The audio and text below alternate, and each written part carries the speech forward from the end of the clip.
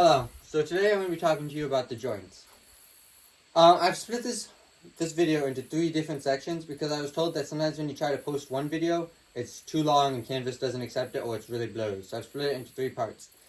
So in the first part here, we're going to be talking about the ankle, the knee, and the hip. The ankle joint, or the talocrural joint, is a hinged synovial joint, and it has 4 ranges of motion.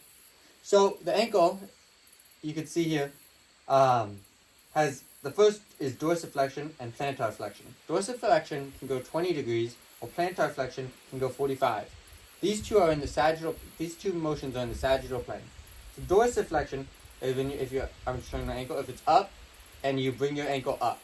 Now I'm very unflexible on the ankle, and that's something that I've been working on with my trainer. And then plantar flexion is when you bring it down. See the ankles going down and then up. So the next set is extension and is inversion and eversion. So inversion is if you're like this and you bring your ankle in. Eversion is out.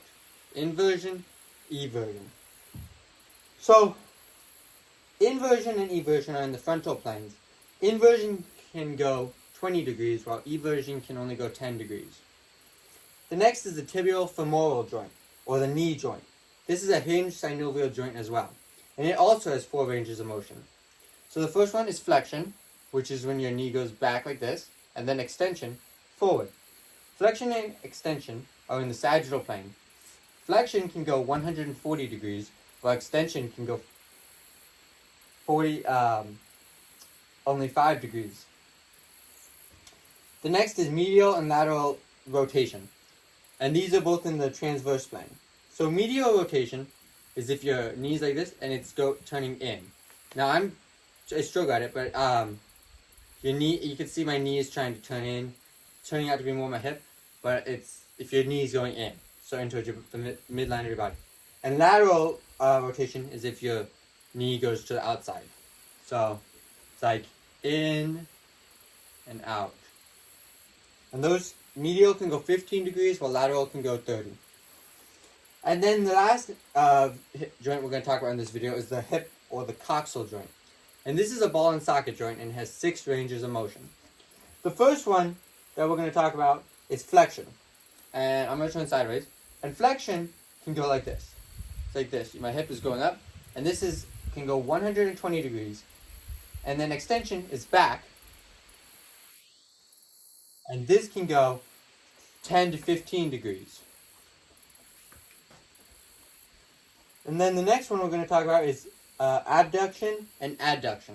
We're going to start with adduction. Adduction can go 10 degrees.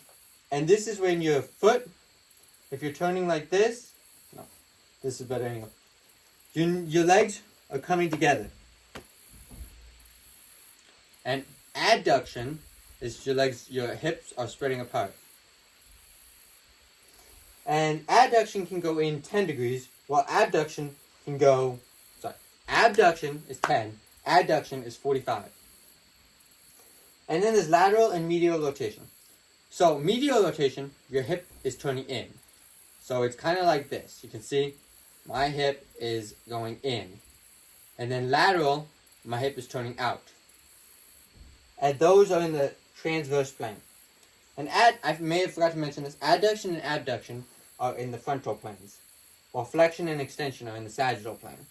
Back to the lateral and medial rotation. Lateral rotation can go 45 degrees, while medial rotation can also go 45.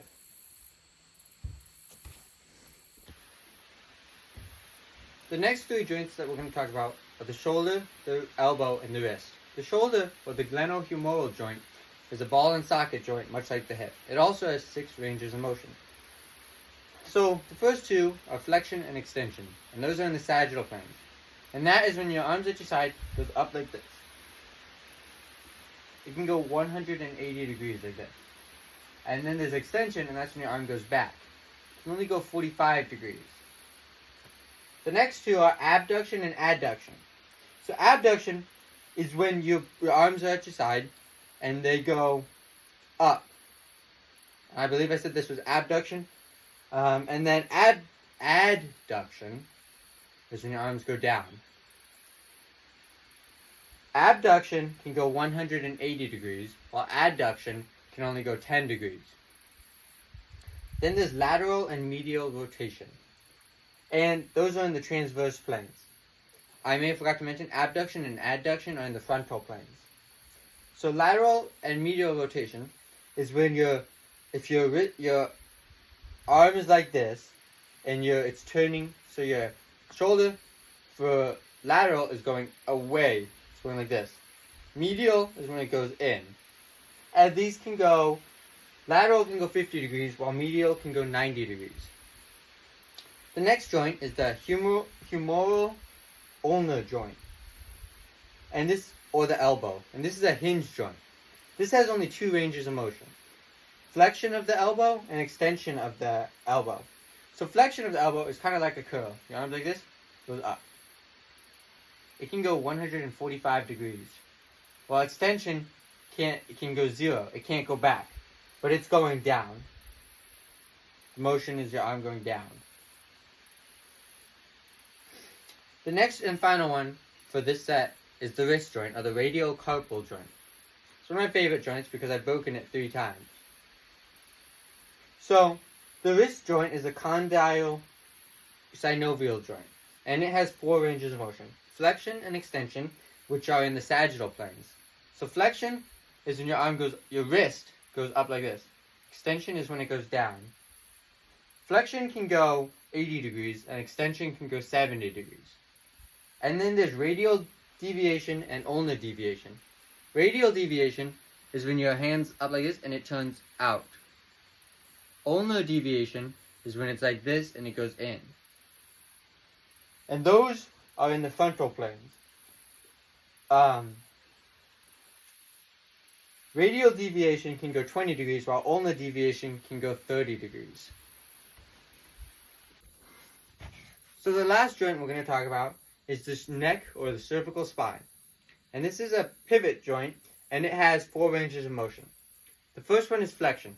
If I'm laying on my back and I tilt my head forward like this, that is flexion. And this can go 40 to 60 degrees. Now, there's extension, and that is if you're sideways and neck goes back. And this can go 45 to 70 degrees. Those are both in the sagittal plane. Now in the frontal plane, you have lateral flexion. And that is your neck going like this. Your head is turning out away from the center of your body. And that can go 45 degrees. And then finally, there's rotation. And that is in the transverse plane. And rotation is when your head goes like this.